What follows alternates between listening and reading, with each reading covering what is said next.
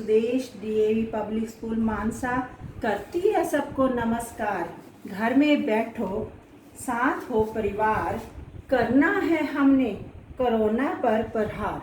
हो जाओ तुम होशियार, करना है हमने कोरोना पर प्रहार। मोदी जी ने बात हमें अच्छी सिखलाई, मोदी जी ने बात हमें अच्छी सिखलाई। घर में बैठकर कर लो सब पढ़ाई, घर में बैठकर कर लो सब पढ़ाई। ऑनलाइन शिक्षण पद्धति है जो आई, ऑनलाइन शिक्षण पद्धति है जो आई। करनी है हमें कोरोना से लड़ाई, करनी है हमें कोरोना से लड़ाई। करते हैं हम शुरू आज की पढ़ाई। तो आज कक्षा 5वीं विषय हिंदी में आपका स्वागत करते हैं। प्यारे बच्चों, आप घर में बैठे हैं, आपके हाथ में मोबाइल है, किसी के हाथ में लैपटॉप, कंप्यूटर, कॉपी, पेंसिल आदि कुछ भी हो सकता है आपके हाथ में। तो आपके आसपास भी ऐसे कोई ना कोई वस्तुएं पड़ी होंगी और सभी का कोई ना कोई नाम होता है। कोई वस्तु ऐसी नहीं है जिसका कोई नाम ना होता हो। सभी का कोई ना कोई नाम होता है, चाहे वो सजीव है या निर्जीव है, अर्थात लिविंग थिंग्स और नॉन लिविंग थिंग्स। सभी का होता है कोई ना कोई नाम, सभी का होता है कोई ना कोई नाम। यही नाम ही है इनकी पहचान, यही नाम ही है इनकी पहचान। व्यक्ति, वस्तु, प्राणी या स्थान, व्यक्ति, वस्तु, प्राणी या स्थान। संज्ञा शब्द है सबका नाम, संज्ञा शब्द है सबका नाम। तो प्यारे बच्चों, पिछली कक्षा में भी आपने संज्ञा के बारे में पढ़ा है। संज्ञा किसे कहते हैं? किसी व्यक्ति, वस्तु, स्थान या प्राणी आदि के नाम को संज्ञा कहते हैं, जैसे राम, घर आदि। प्यारे बच्चों, आज हम कार्य करेंगे भाषाभ्यास पाठ 2 लौह पुरुष। अब हम इन पंक्तियों को पढ़ेंगे। विट्ठल मुंबई में पढ़ रहा है, पिता ने समझाते हुए कहा। सारा देश उन्हें सरदार पटेल के नाम से जानने लगा। प्यारे बच्चों, इन पंक्तियों में कुछ कई स्थानों के पुरुष के नाम आए हैं। तो जैसे विट्ठल, मुंबई, पिता, देश, सरदार पटेल, ये सब क्या है? संज्ञा शब्द। अब है ऊपर दिए गए वाक्यों में से संज्ञा शब्द छांट कर लिखिए। अब हम इन्हें यहाँ पर लिखेंगे। विट्ठल, मुंबई, पिता, देश, सरदार पटेल। जैसे संज्ञा शब्द विट्ठल, मुंबई, पिता, देश, सरदार पटेल, ये शब्द हुए हमारे संज्ञा शब्द। अब है प्यारे बच्चों, हम बात करेंगे संज्ञा के भेद। व्यक्तिवाचक संज्ञा। व्यक्तिवाचक संज्ञा किसे कहते हैं? जिस शब्द से किसी विशेष व्यक्ति, स्थान, वस्तु आदि का बोध हो, उन्हें हम व्यक्तिवाचक संज्ञा कहते हैं। जैसे वह कल ताजमहल देखने गया। अब इस वाक्य में ताजमहल शब्द जो है एक विशेष स्मारक का नाम है, तो हमें एक विशेष स्मारक का बोध कराता है, एक विशेष स्थान का। ये हुआ ताजमहल शब्द व्यक्तिवाचक संज्ञा। जैसे राधा नाचती है, राधा अच्छा नाचती है। राधा शब्द एक विशेष लड़की के लिए कहा गया है, ये हुआ व्यक्तिवाचक संज्ञा शब्द।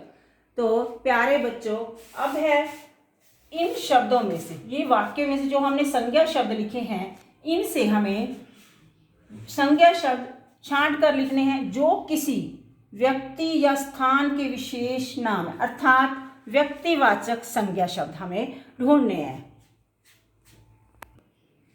अब हम इन संज्ञा शब्दों में से व्यक्तिवाचक संज्ञा शब्द छांटेंगे जो किसी विशेष व्यक्ति या विशेष स्थान का नाम हो। जैसे विट्ठल, विट्ठल एक बच्चे का नाम है। मुंबई, मुंबई है एक शहर का नाम है, स्थान का नाम। और सरदार पटेल, सरदार पटेल भी एक विशेष व्यक्ति का नाम है। तो इन्हें हमने लिखा यहाँ विट्ठल, मुंबई, सरदार पटेल। अब हम बात करते हैं संज्ञा के अगले भेद, जातिवाचक संज्ञा। जातिवाचक संज्ञा किसे कहते हैं?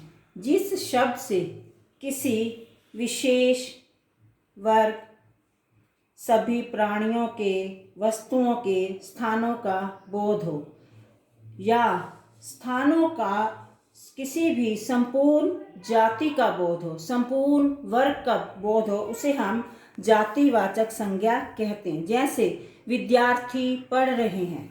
अब विद्यार्थी एक विद्यार्थी के लिए नहीं आया, किसी विशेष विद्यार्थी के लिए नहीं आया। विद्यार्थी शब्द संपूर्ण जाति के लिए आया, संपूर्ण वर्ग के लिए आया। विद्यार्थी शब्द हुआ जातिवाचक संज्ञा। अब है गाय का दूध मीठा होता है। अब गाय एक के लिए नहीं आया, गाय संपूर्ण जाति का बोध कराती है। कि हम ये नहीं कहेंगे कि एक गाय का दूध मीठा है, इसका अर्थ ये है सभी गायों का दूध मीठा है। गाय शब्द जो है संपूर्ण जाति का बोध कराती है। नीचे दिए चित्रों के आधार पर जातिवाचक और व्यक्तिवाचक संज्ञा लिखिए। आपने अब इन चित्रों को पहचानना है। जैसे पहला चित्र है नदी का, ये किसका बोध करा रहा है? नदियों का। ये नदी क्या हुआ? जातिवाचक शब्द। और इसके बाद हमने लिखने हैं व्यक्तिवाचक। जैसे नदी, हम किन्हीं दो नदियों के नाम लिख लेंगे, जैसे गंगा, यमुना, और भी किसी नदी का नाम आप लिख सकते हैं, कावेरी, कृष्णा आदि। अब है पेड़, ये वृक्ष जो है हमें पेड़ों की जाति का बोध करा रहा है। इसमें कुछ नहीं दिखाई दे रहा ये किसका पेड़ है, आम का है, बरगद है, ये सिर्फ पेड़ों की जाति का बोध करा रहा है। ये हुआ पेड़ है जातिवाचक संज्ञा। अब हमने पेड़ों की व्यक्तिवाचक संज्ञा लिखने हैं, जैसे पीपल, नीम, बरगद आदि। ये अलग पेड़ों के नाम लिखने हैं, ये हुए व्यक्तिवाचक संज्ञा। अब है ये चित्र है एक आदमी का, ये एक आदमी की जाति को दर्शा रहा है। इसमें ये नहीं पता चल रहा ये किसका चित्र है, बस इतना दिखाया गया है कि ये एक आदमी का चित्र है। यहाँ लिखेंगे आदमी, आदमी हुआ जातिवाचक संज्ञा। अब हम आदमियों के नाम लिखेंगे, जैसे नाम होते हैं कृष्ण लाल, अशोक कुमार, रामलाल आदि। कोई भी हम दो नाम लिख सकते हैं, वो होंगे व्यक्तिवाचक संज्ञा। अब है ये एक लड़की का चित्र है। अब लड़की जो है संपूर्ण जाति का बोध करा, यहाँ लिखेंगे लड़की, लड़की हुआ जातिवाचक संज्ञा। फिर हमने लिखना है व्यक्तिवाचक संज्ञा, यानी लड़कियों के नाम लिखने हैं दो, सीता, गीता, मीना, कुछ भी हम कोई भी नाम लिख सकते हैं। अब नीचे चित्र है, ये है एक गांव का दृश्य दिखाया गया है। जैसे इसमें झोपड़ियाँ दिखाई दे रही हैं, घास है, वृक्ष है, पक्षी उड़ रहे हैं। ये है एक गांव का चित्र। तो ये एक गांव को दर्शा रहा है, तो जातिवाचक शब्द हुआ गांव।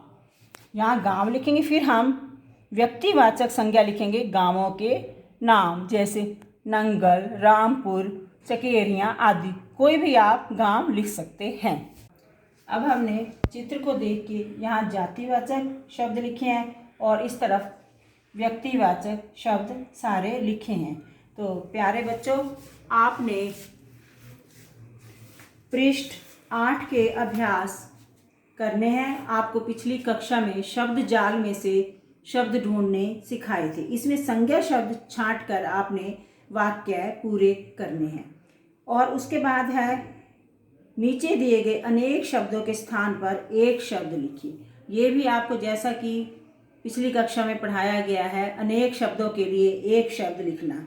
जैसे जिसके आने की तिथि निश्चित ना हो, जैसे मेहमान आ जाते हैं अचानक, तो इसके लिए हम लिखेंगे अतिथि, जिसकी कोई तिथि नहीं होती। जो भारत में रहता हो, भारतीय, जहाँ छात्र रहते हों, छात्रावास, नगर में रहने वाला नागरिक, 1 माह में होने वाला मासिक। ये कार्य आपने घर में करना है। तो आज के लिए इतना, फिर मिलते हैं हम अगली कक्षा के लिए। कक्षा में मिलेंगे हम। आज के लिए इतना। तो आज का दिन आपके लिए मंगलकारी हो। धन्यवाद।